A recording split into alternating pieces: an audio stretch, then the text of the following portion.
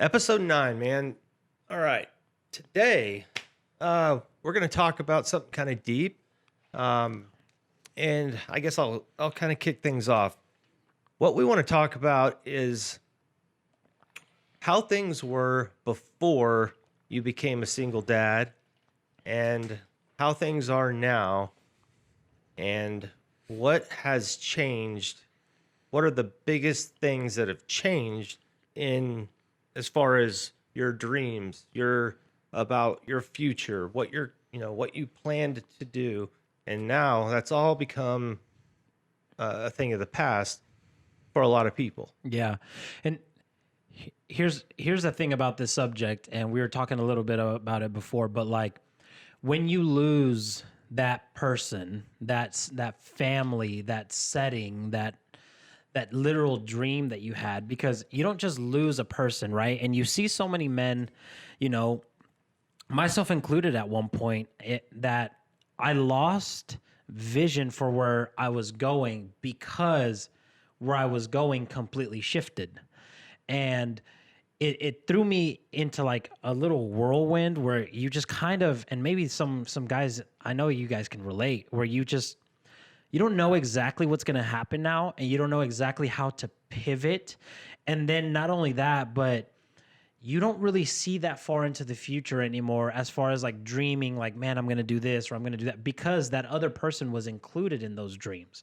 And so one of my favorite content creators, Matthias, he's like a psychotherapist, and he talks about when you lose someone, whether it's a breakup or whether it's through death, like when you lose someone, you don't just lose that person and grieve the loss of that person. You grieve the loss of the potential future that you had in your head with that person, which can cause you actually to like not dream big anymore. You know what I'm saying? Yeah. Like, I know for me personally, like whenever that happened, I didn't even realize it. And maybe you're listening to this right now and you're like, I haven't even realized it, but that makes sense. Like, I don't have a ton of motivation. Maybe your motivation now is to get back at that person that hurt you, right? And to show them, hey, I am good enough, or I am, successful enough, or I am fit enough, whatever. But that's not motivation that's going to get you through it. That's not motivation that's going to keep you going. You know what I mean? Because at the end of the day, it's not for you. You're not dreaming for you anymore. And so I really want to talk about that, and just like the loss of a dream for your future. And I like this topic specifically because, for Scott, it was way different for you, because yours didn't end like, oh, hey, this person left me or I left them. It ended like not voluntarily at all. You know what I'm saying? Yeah, and first and foremost, it was literally a decade ago. Mm-hmm. And so I've been a single dad for 10 years now, and I've gone through so much, and more I don't want to say more downs than ups, because that's not true, but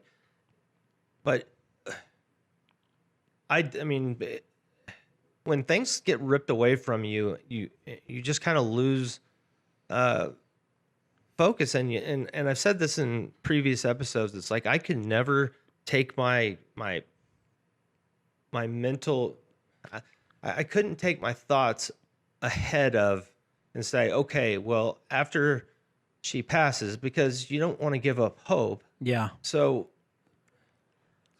and it happened faster and unexpected than anticipated. And I don't want to go all into that, but bottom line is, yeah, man, everything just changed like big time.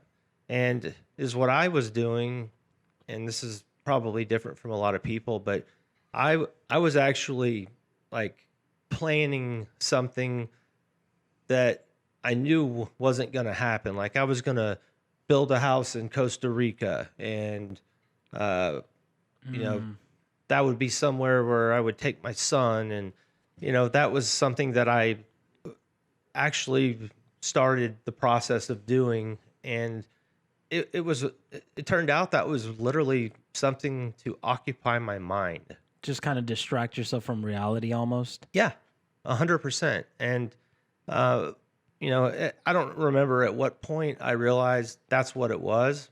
And I'm like, I don't really want this. I honestly can't afford it. And if I did move forward with it, I think it would cause more problems than it would good. So that's what, really a good example. Like I kind of created this facade that was something that allowed me to not think about um, my situation. And then I kind of had to get back.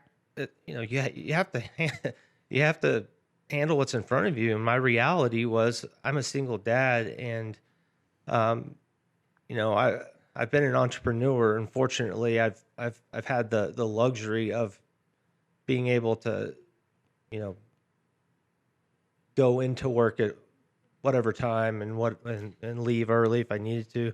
But I'm also a workaholic, so um, things Which is kind of also clashed. another way to distract yourself from reality.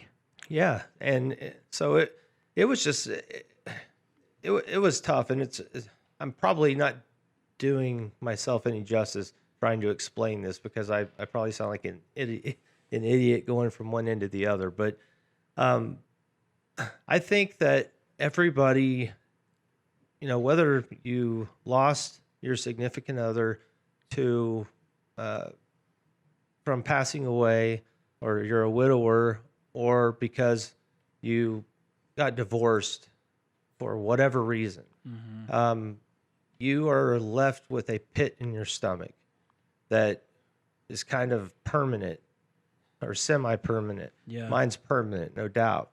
And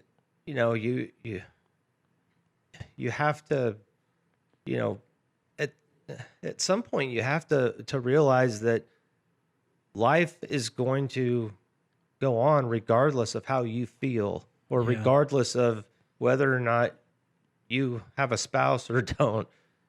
Life's going to move on. So Yeah. you have to understand that. You have to realize that, okay, well, I want to move along with life. In fact, I want to be ahead of it. Yeah. And, you have to, make that mental shift that we've talked about before, Yeah. and figure out, uh, okay, my dreams are, and what I foresee in the future are completely different, night and day from Yep. what they were, Yep. but I need to have them again. Yeah. So create them. And my passion is traveling. Um, and I did a lot of that, man. Yeah. And um, it it it helped me as my son got old enough. I started taking him to places that I could. I didn't take him out of the country or anything, but it I that was kind of my thing. It's like my passion has always been traveling, but traveling with my wife was, No. something that Yeah. I had a vision of doing. And it Tra- was no longer an option. Correct. So Yeah. I ended up traveling by myself. Uh, I've made a lot of friends all over the world. I've had friends that have been in remote areas of the world, from Dubai to all over Europe, and um, so I've traveled to 53 countries to date, and That's incredible. uh, a lot of it was solo, but going to visit somebody that I knew that was either working, for one reason or another. So Yeah. I guess my point is my pivot was, all right, my passion is still traveling, Yeah. and I'm not gonna not do it Yeah. because of what's happened. So I did it, and it was it has been therapeutic. It's been Probably helped you heal in a lot of ways too. it, yes and no. It's one of those things. It's like, you think about the what ifs, they were how you originally um, saw them, but they are what they are. And I'm fortunate enough to be able to be here or wherever here was, you know. Yeah. And so I guess kind of our topic today is for those of you who, you know, had dreams and had visions of what you wanted to do before whatever happened that caused your spouse to not be in your life anymore, or at least in a good way. Um, you know, do you have you recreated new ones, and are you doing it? Yeah. And if so, share those with everybody. Yeah. And if not, why not? Yeah. You know, that's what we want to try and encourage everybody to do is get to a different place. Yeah. And obviously my situation is different, and there's probably, well, there are more divorced uh single dads out there than widowers. So why don't you share a little bit about what you did and Yeah. have done, and what things looked like before and how they look now? Yeah, I think one of my mentors told me this, and it's just really stuck with me. The number one sign for a healthy heart and a healthy person is that they're able to dream again. And if you aren't able to dream again in your new reality, then it means you're not healthy. And I know that sucks to hear, but I think if you don't accept that reality, you'll never change it. I think true. the number one way to start getting healthy is to acknowledge that this situation that I'm in now sucks. And if you can't do that, you will never move past it. I'm just being honest, because there are people that I know, even family members, that have gone through separation, through divorce, wife left them, they left, whatever, and they still will not admit, dang, that sucked. Their focus is kept on, F that person, or what they did this to me, or whatever. And as There's still revenge or vengeful yeah, feelings, bro, and or that gets you nowhere, absolutely nowhere. Like, unforgiveness will poison you quicker than anything else. No Period. But it's like, it's kind of like what we talked about. I don't know if it was on another episode or just us talking one day, how if you never take responsibility, you'll never be in control of your own life. And the first way that you start taking responsibility is by saying, dang, this sucks. Like, it really does. Whether they caused it to you or whether you caused it, right? Like, you have to be able to say, this sucks. And then it sucks and it's my reality. exactly. And what's interesting, man, is that emotions are felt for 30 seconds. But instead of us letting ourselves feel those emotions for those 30 seconds, we would rather not feel them, ignore them, and let them ruin the rest of our lives, which I'm not about to do that. You know what I mean? And Now, I hope that nobody out there is about to do that. yeah. And it's human nature to want to avoid pain. I get that. I did the same thing. You know what I'm saying? For a minute there, I was just trying to ignore what happened. And then I started saying, you know what? This genuinely sucks. And I would have some nights where I would, cry.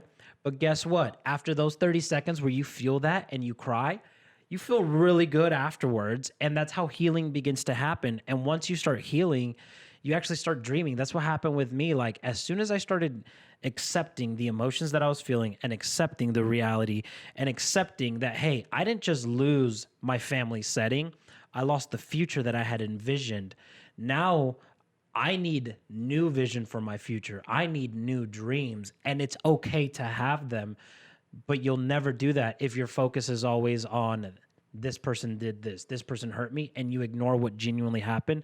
So for me, honestly, the number one thing I did was realize, man, this situation sucks. And then the number two thing I did was I let myself feel those things, because if you don't feel it, you can't heal it. I mean, I'm just saying. And then once I started healing, I started getting ideas again, because I am an idea junkie. I'm always have had so many ideas, things that I want to do, things I want to pursue, ways to help people, all this stuff. And for those few months, it's like I couldn't have an idea. and it drove me insane. And it wasn't until I got sick and tired of being sick and tired of not being able to dream that I was able to start dealing with the reality of the situation that I was faced with, the reality that my daughter is now faced with, and knowing that, hey, I can't just sit here and wallow in it. I can't just sit here and hate on her, because that's not going to change anything. Nope. Period. At all whatsoever. There's like, we're a part of some single dad groups, and the amount of hate that gets thrown on baby mom, and I get it, you're ticked off, but that just means that you're not over it and ready to move past it. Period. You know what I'm saying? Like, Well, ongoing court hearings and custody battles, and that's something you can't just make go away. That's a lot of people's reality, and we Yeah. get that, and that's something that's in your now that you have to deal with. Yeah. And here's the reality about that though too. The court hearings, the drop-offs and the pickups, the child support, the shallow text message that you're going to be like receiving from her. All of these things are external things that you can prohibit from affecting you internally, right? There's a reason why there's a thermostat. That's a thermostat, right? Not a thermometer. What are the ones inside the house called, bro? thermostat. Yeah, I'm Mexican, guys. Give me some grace. But the reason that a thermostat is inside of a house and not on the outside is so that you can dictate the temperature of your house. Same thing with your emotions. Same thing with your feelings. Same thing with your like mental capacity. You have a choice to allow that person to trigger you inwardly, and you also have a choice to not let them. Absolutely. Period. Yeah, I was just gonna say that's a great analogy. And now that you know that it's a thermostat, not a thermometer, which takes your temperature, but at any rate, if you decide to be proactive in not in showing the person that you're in, your I guess baby mama or whoever you're dealing with, if you show them that, because there's a lot of spite. I know this just from the Facebook groups. And, if you are proactive in showing them that you're not going to be spiteful back to them, Yep. then watch what happens, man. Watch what happens. Because when you're nice back to them, but not nice in a sarcastic way, nice in a genuine way, and, they're not getting that reaction out of you that they want when they're being spiteful and doing things that they shouldn't be doing, but they're doing it because they want to be an asshole to you or whatever. Yeah. And be proactive and let that stuff bounce off of you, as hard as it is. Yeah. But when you do it, not only do you create a better environment for your kid or kids, but you also have a mental victory, which allows you to realize what you're capable of in so many other situations. Yeah. And if if I could give advice just from my own wisdom, having been in situations similar, just trust me. If you're proactive in cutting out the spiteful back and forth crap, just watch what happens. It'll be so freaking awesome. Yeah. And I know there's probably some guys right now listening and they're thinking, man, I'm going to do that because that's really going to piss her off. You've got to change that mindset. Yeah, don't do it to piss them off. You've got to change that mindset. There's so many people that say the best revenge is growing, and that's how you get back at them. And I'm like, that's the stupidest thing I've ever heard. I'm like, don't grow to get back at someone. Grow because you never want to regret losing yourself again. You know what I'm saying? Because more than likely what happened was the reason that you were left, or the reason that you weren't happy in that situation anymore, is because that scenario, that relationship, to some degree, you allowed it to make you lose yourself. That's what happened with me. I allowed it to make me lose a part of myself. And then at that moment, I didn't like myself. When I didn't like myself, I did not like the person that I was with. I did not like the person that I was talking to.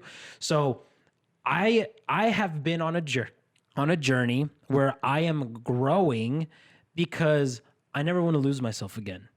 And you lose yourself a little bit and a little bit more and a little bit more any single time that you receive a text message from them, and then you give them like a little jab. If you bite, Yeah, I'm like, dude, you guys, we're better than that. We're adults here. We're grown men. So let's act like it and be unfazed by what people do and situations on the outside of us.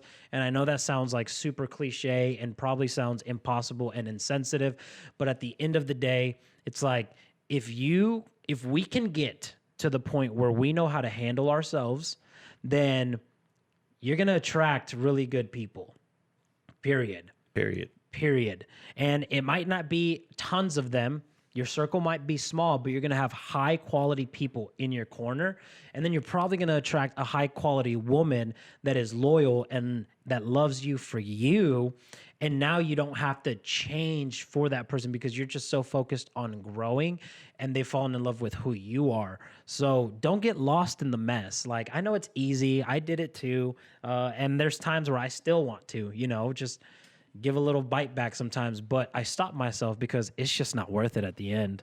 it's not worth it for you, your mental state, and obviously your kids. And they're caught in the middle. They're affected just by a divorce, and having to go to mom, dad's, meet new significant others, and all those things. But there's a way. There's some people out there going, "You don't know my ex. You don't know my ex." Yes. And I know there's those situations, and we don't need to know your ex. We just need to know you. Period. Be a man and do.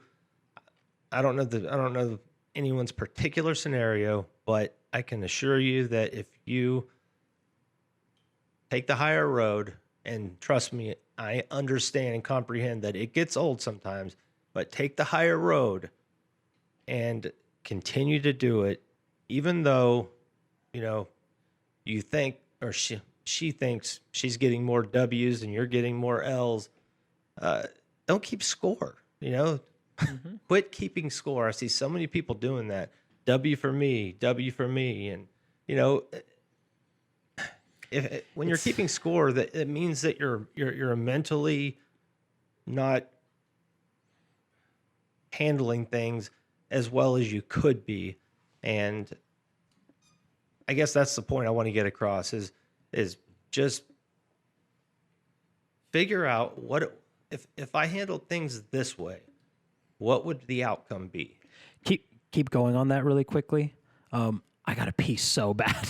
All right, well, we're gonna just have to edit that out. I don't think so.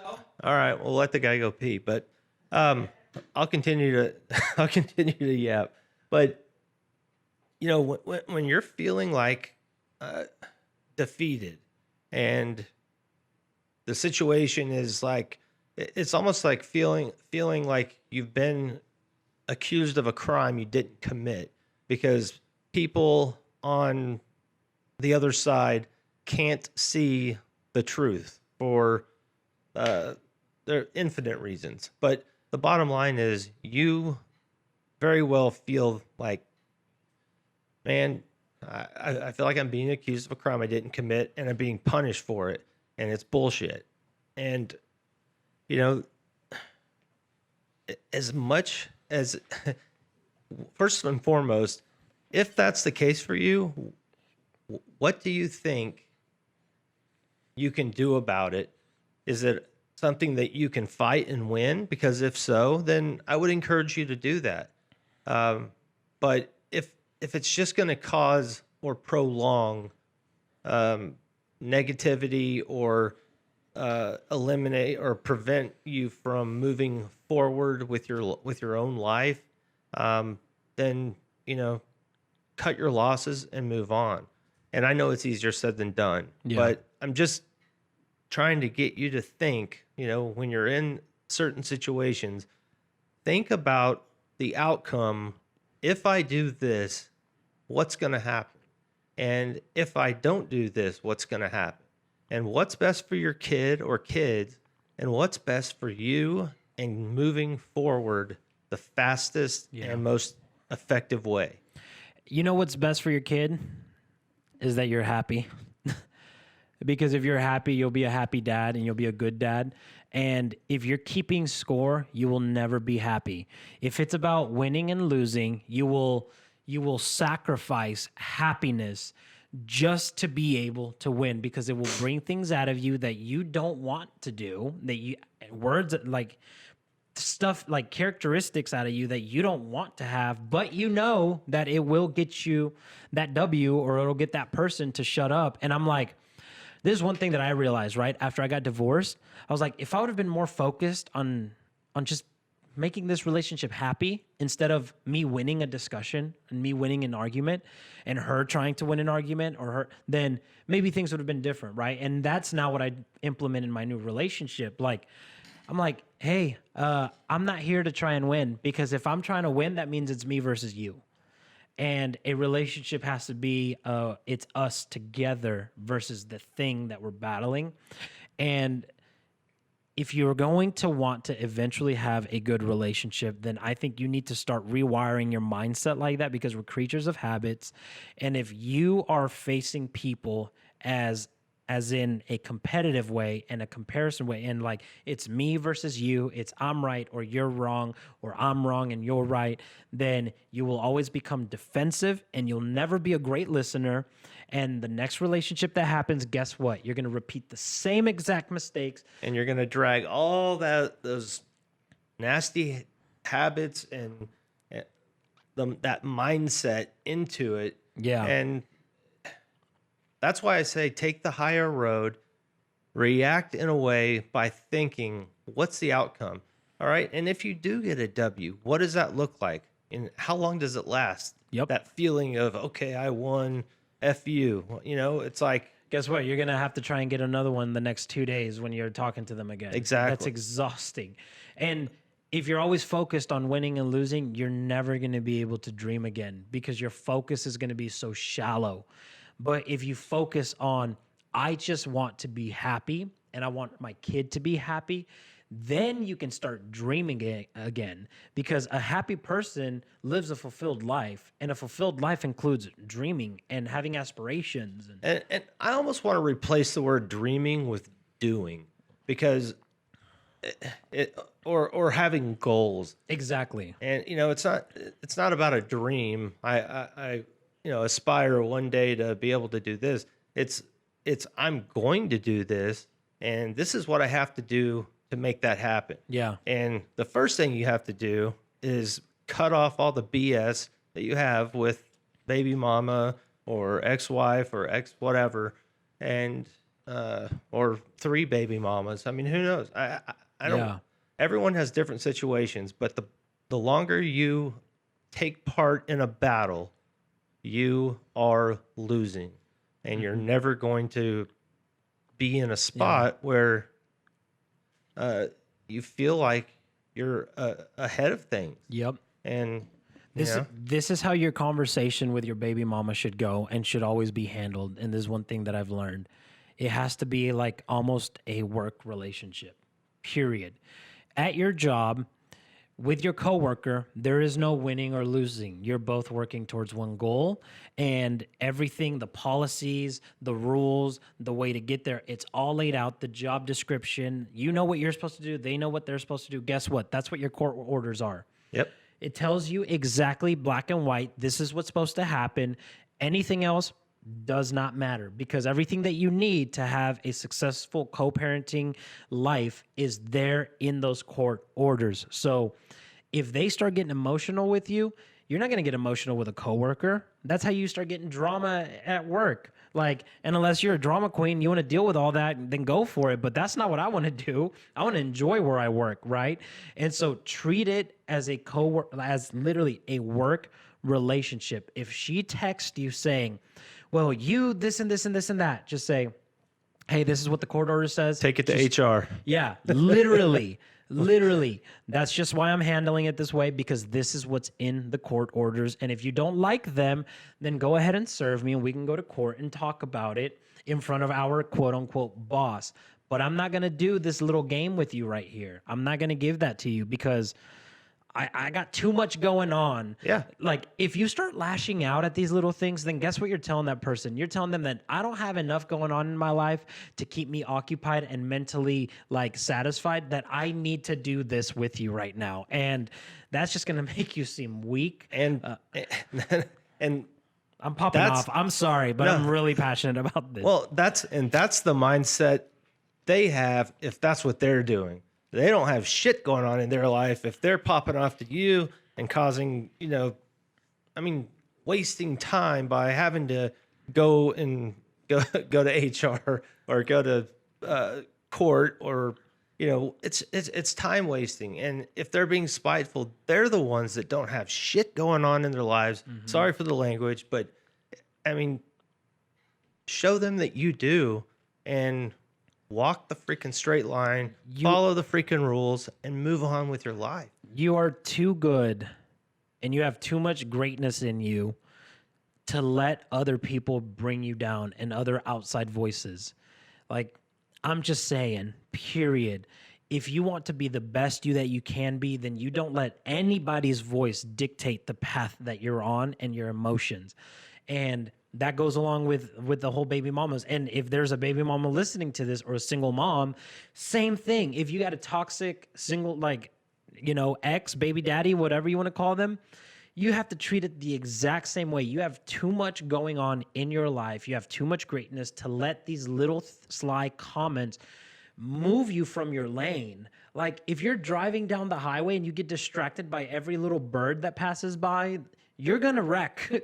Period. But if you're focused on the direction that you're going, you're not going to waver, and you're not going to let these things affect you. And that is exactly how you have to treat these situations if you want to grow and if you want to be a great example for your kid. If you want to be a terrible example, then go for it. Bicker all you want. Bicker, bicker, bicker. Show them why she left you. Show them why you left her and why it didn't work. And then show them that in the next 3 marriages that end up failing. And yeah, exactly. I was just about to say, show whoever is attempting to date a single dad that it's impossible to, because you're still throwing your phone on the floorboard every time you get a text that pisses you off. Nobody's going to put up with that shit. So, you have to, demonstrate to, there's a lot of people that out there that won't date men that have baby mamas in the picture. Mm-hmm. But there's a lot of women that will, when they see that you handle it like a man. You know what baby mama drama is? Honestly, women that don't want to date guys that have baby mamas because of baby mama drama, it's because the guy lets it affect them. Yep. And then it affects the relationship. Yep. Your other person, whatever, your kid's mom or kid's dad, could be the worst human being possible, could be super toxic, could be like next level Kardashian drama queen. You know what I'm saying? But if you are good in yourself, you will not let it affect you, which then won't overflow into relationships. So then girls will see you and be like, man, this dude, like, this there is no baby mama drama, because he stops it. Because he doesn't egg it on, right? I remember dating like one girl who, she didn't even have a baby daddy, but it was just like someone that she lived with, and they still had some things connected, and they would just bicker back and forth like on text messages while I'm driving, and I'm sitting there like, okay, this is done. How fast can I get the hell out of here? Exactly. I'm like, this is done, because I'm not about to put up with whatever the heck you, like, figure that out. You know what I'm saying? And if you can just figure out your stuff, period, then all the other stuff will come. And if you didn't listen to our self-care episode, the one before this, then go and listen to it, because I highly recommend it. If you are not taking care of yourself, you will end up bickering, and you will bring yourself to a low level, which will make you super unattractive to people. And more than that, it's just not going to make you happy. drop the mic. I think that's it, bro. I think that's it on this episode. That was a really good episode. I don't know what you guys think. Yeah, I mean, we don't want to be redundant. Yeah. But, you know, I think our point's clear, and hopefully, some of you, anybody, got something out of this, and it will change your mindset. And if it rubbed you the wrong way, let us know too. Yeah. But again, thank you guys for listening, watching. We genuinely wouldn't be doing this if we weren't helping people. And sometimes we get passionate about stuff like that. Bro, if you're not passionate about it, it's not worth doing. Exactly. So thanks for tuning in, guys. We'll see you on the next one.